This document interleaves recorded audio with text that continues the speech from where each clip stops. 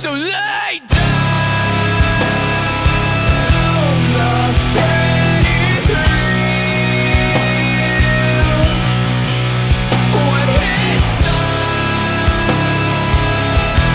goes red again.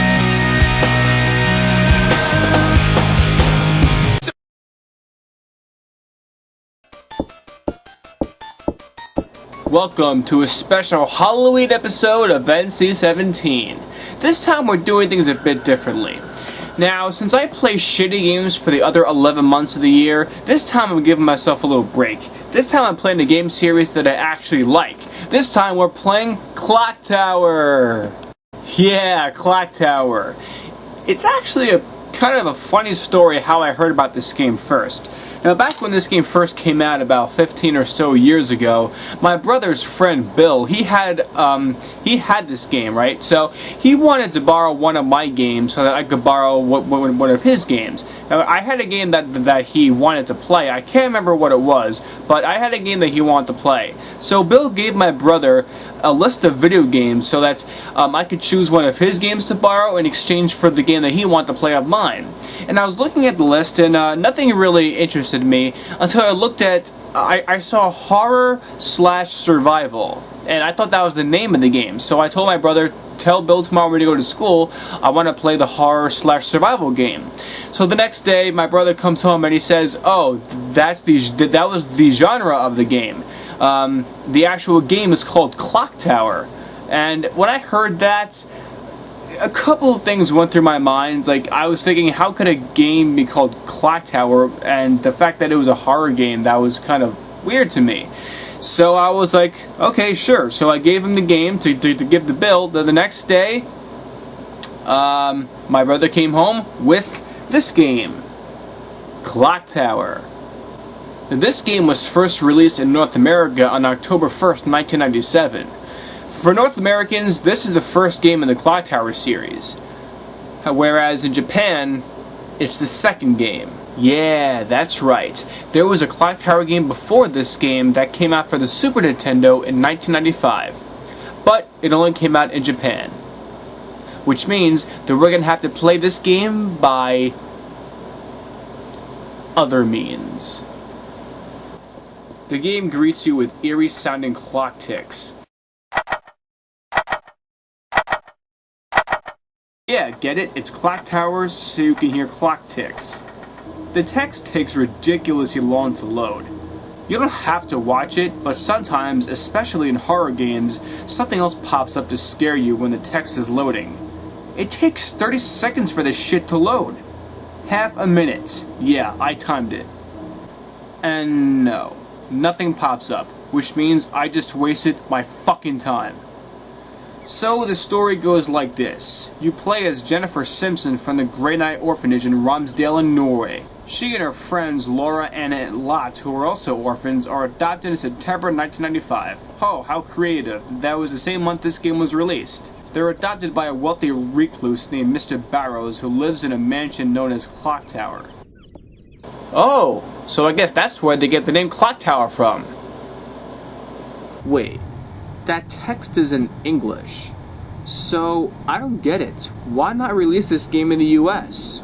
You and your companions travel to this creepy looking house and everyone admits that they feel uneasy about this place. I would too. Just look at this fucking place. It gives me the creeps, and I'm a grown damn man and also not a bitch. So, it's a point-and-click game. You use a cursor to explore your environments, and once you see a square, you can click on it and Jennifer will interact with it. You can hold L to walk left and R to walk right. The screen loads so slow though, because Jennifer only walks. What the hell is this? I can take a shit faster than this bitch. Move your ass! The door's locked. Great. The only way you can get out of this room is to walk around a little bit and then talk to this asshole who says Miss Mary is taking a long time, and then Jennifer volunteers to go look for her. From here, music actually starts playing. So you go into the room and then all of a sudden you hear a scream. Oh look, everyone's gone and the lights are out. I head up the stairs and the pathway breaks. I head back down and manage to find a room. She says that the lights are out. Oh really? I thought they were on. Did I really need her to tell me that? I'm not an idiot. So I wander into the next room, some kind of bedroom. Oh look, there's a mirror on the wall. Mirror, mirror on the wall, where the fuck are they all? Oh, what the ass? I can't do anything? I'm dead. Yeah, I'm dead. That was one of the endings. The Clock Tower series is one of those games that has multiple endings. So I just got one and... ugh. I don't really have to sit through all this bullshit again, do I? I do? For the love of... You know what? Clock Tower, you can go fuck a duck. So I do all this shit I did again. The scream again and all that stupid bullshit, and then I finally come to the bedroom again. It took about 10 minutes. Well, now I know to not go anywhere near that mirror. Jennifer can't take seeing her own reflection. It's so pissed that it reaches out and chokes her to death. Yeah, bad joke, I know. What the hell is this? Okay, a bird is flying around and Jennifer starts cowering? Man, she's such a wimp. I mean, shit, man. It's just a fucking bird. What, are you afraid it's gonna shit all over you?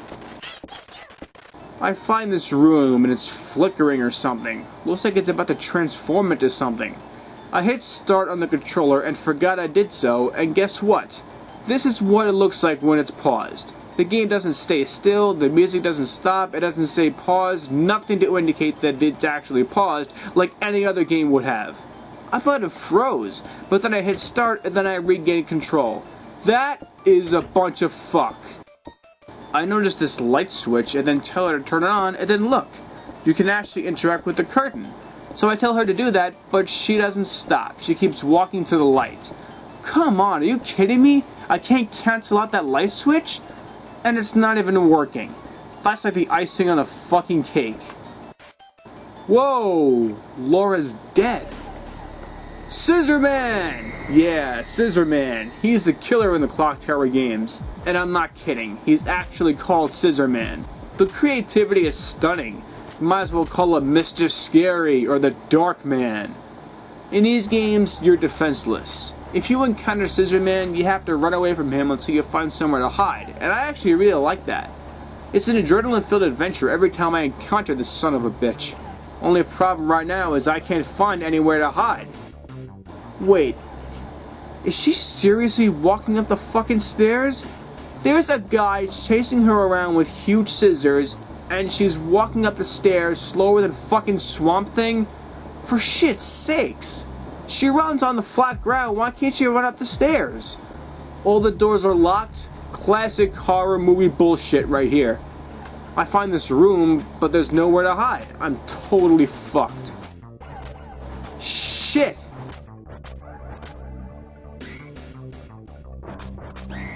Oh, dead end. Great pun right there. Oh no. You know what? I'm not doing that shit again. This game is just too fucking slow. Who the hell wants to sit through all this every single time they get an ending? Man, what a disaster that was. Though I will give credit where it's due. For the time, this game would have absolutely been one of the most terrifying games out on the market. But for now, I just can't take it anymore. Maybe one day I'll give it another go, but the fact that you walk slower than you do in Dr. Jekyll and Mr. Hyde and Swamp Thing is just a damn joke. Well, anyway, let's move on with Clock Tower for the PlayStation. So, here we go. Clock Tower on the PlayStation, the first Clock Tower game available to North Americans. I was just under 11 years old at the time when I first played this game, and I found it frightening, and today I still find it creepy. The complete lack of any kind of music at all is extremely eerie to me and sends off a very uninviting vibe. This game is divided into several chapters and you control a different character in each one. I apologize for the bottom portion of the screen getting cut off. I'm not sure why it did, but this chapter has us playing as Sam Barden. Sam Barden is a professor of criminal psychology. He provides psychological research and investigates the Clock Tower cases. One of the biggest improvements right off the bat is the ability to run by tapping X twice. Gone are the days where you're ready for a fucking hour while you wait for the asshole you're controlling to get to their destination. Jennifer returns in this game, as this game is set a year after the events in the Super NES game. She serves as a research subject for Barden. You go to be interviewed by the media, but Barden cuts off the interview due to expecting a 10-year-old survivor of the Clock Tower murders. Before going in to interview the kid, you give a statue found at one of the murders to a friend of yours. You go to talk with the kid, whose name is Edward, and the chapter ends there. The next chapter begins and you're playing as Helen, who happens to be Jennifer's guardian. She took Jennifer in after the events of the Super NES game as she was investigating the case for her studies. So you're given a choice as to where to go, but it doesn't really matter where you go because even though you can't really tell due to the bottom of the screen being cut off for some reason, Helen just shuts you down, saying there's no need to go to the place you picked. Then what's the point of giving me the choice to go somewhere when she's just going to be like, nah, there's no need to go there. The only place I really was able to go to was the library, where I met this fat son of a bitch. He wants to show you something and then Helen just goes, yeah, maybe some other time. Well, that sure accomplished a whole lot. This part was pretty much designed to waste time. I'm not kidding. Helen mentions that it's getting late and that she has to head back to the university. You take a nap and then you're awakened by knocks at the door.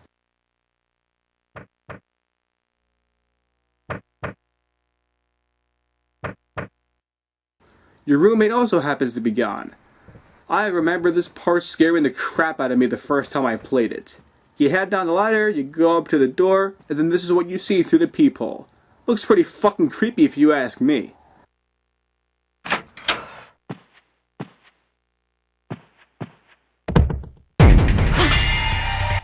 And here we go, the first appearance of Scissor Man.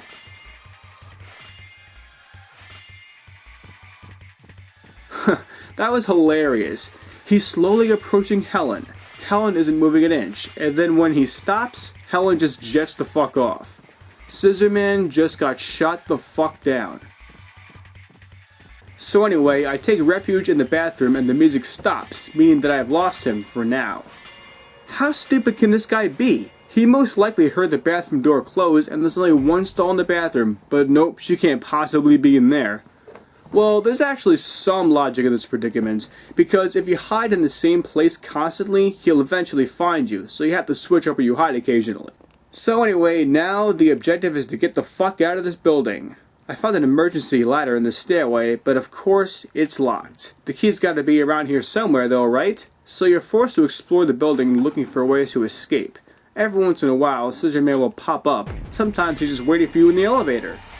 When it gets close to you, the cursor will turn purple, and when it does, you have to mash the buttons like crazy, or else he kills you. Luckily, if that does happen, you can just continue right where you left off. Fuck, does that look creepy as hell. Scissor Man will pop up randomly when you're exploring the building, which is exhilarating, yet at the same time a tad bit annoying, because it seems that he shows up more often when you're making progress, and then you have to run away from where you are, lose him, and then remember where you went. And while that may sound easy, it's not that simple. There's no map system, and each floor looks similar, so it's difficult to remember where you've already been and where you need to go. Sometimes you don't even need to hide, you can just find an object in the room, like this flower pot, and then use that to hit him and send him running into retreat. So he just went in there. I'm running after him, and then he's nowhere to be found in the room. Where did he go? The fax machine's going off and it says, "I'm coming to get you." Creepy shit right there. I find a phone, so I try to call the cops. Let's listen to see how it goes. Hello, police department. There's been a murder. Come, quickly, please. Please relax, ma'am. Did you see the murderer? He's the one with the giant scissors. Scissor Man. You've heard of him, haven't you? If this is a prank phone call... Wait!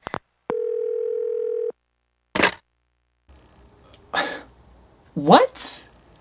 Okay, so in the storyline in this game, the Clock Tower murders, as well as Scissor Man, they're highly publicized and well known. And yet when somebody calls the police department to notify them that they're being chased by Scissor Man, the first thing the police say is, it's a prank call. I can't wrap my head around that one. I find a storage key in this room and then find a room I've never been in before. Looks like a room that's being used for storage. And then Scissor Man appears again. Even though this is the third or fourth time I've seen him in probably about 10 minutes, it's always fun when he's on my ass. I love the thrill of having to hide in order to evade the guy. It's a lot more fun than having the necessary equipment to kill him. It's psychological horror, and I love that. So anyway, I lose the fucker and I head back to the room and I try to unlock this door and I find that the doorknob is wired shut. I find these lockers outside the room. Let's see if any of these have something I could use to cut that chain off. Oh shit! Jeez, little fucker scared the crap out of me. How does he fit in that locker anyway? A little while later, I find this body. Jeez, this guy got pretty fucked up. I find this computer room and I come across these pliers. That should be able to get that door open in the storage room. I spent a few minutes trying to remember where the hell that room was, and then I finally find it, and then lo and behold, the pliers work, and I got the fuck out.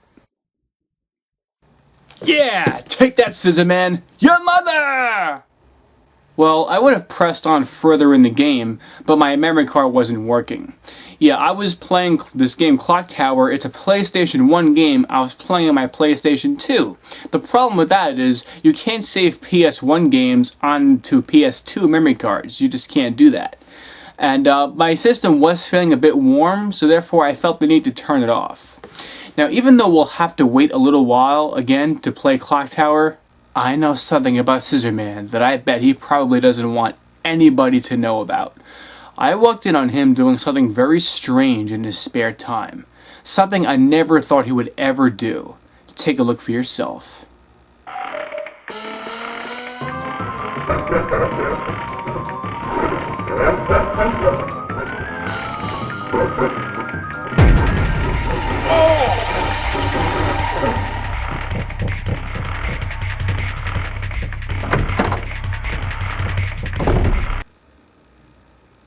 Holy shit.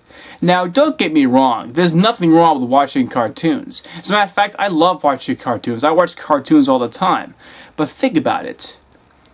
When he's not slashing up people, Scissor Man kicks back in a big old rocking chair and watches some cartoons. Pretty rad. Okay, so we've looked at Clock Tower for the Super Nintendo, exclusively released in Japan, and we just took a look at Clock Tower for the original PlayStation, also released in North America. Now we're going to take a look at Clock Tower 2, The Struggle Within, released on the original PlayStation as well. And this game was released about 2 years after Clock Tower 1. How is it? Let's take a look. Clock Tower 2, The Struggle Within. This game came out a few years after the original Clock Tower.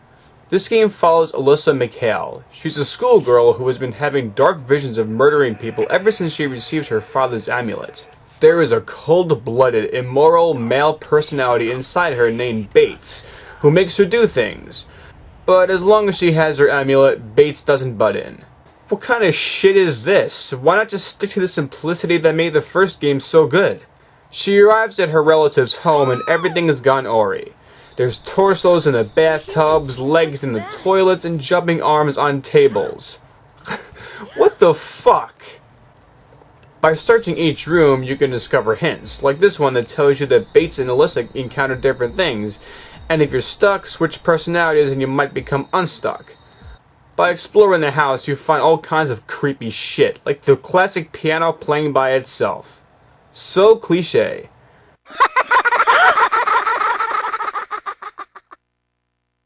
Even nights come to life. Yeah, how creepy.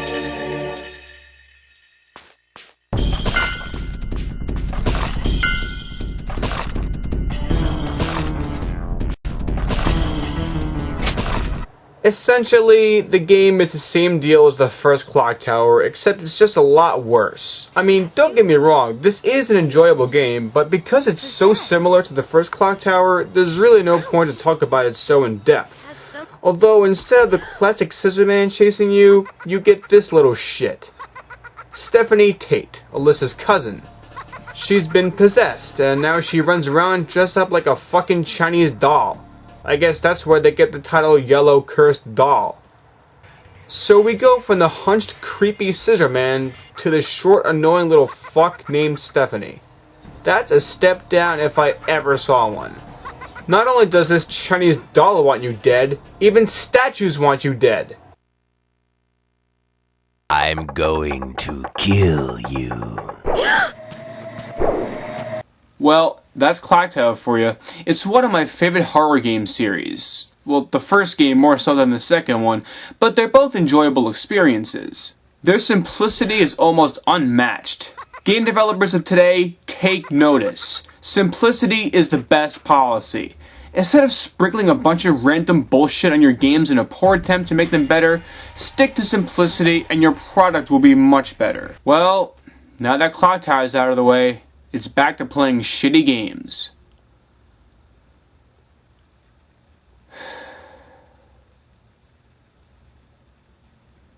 Shitty games.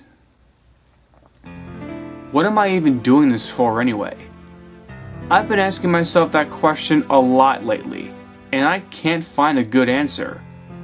So really, why am I doing this? Why continue torturing myself?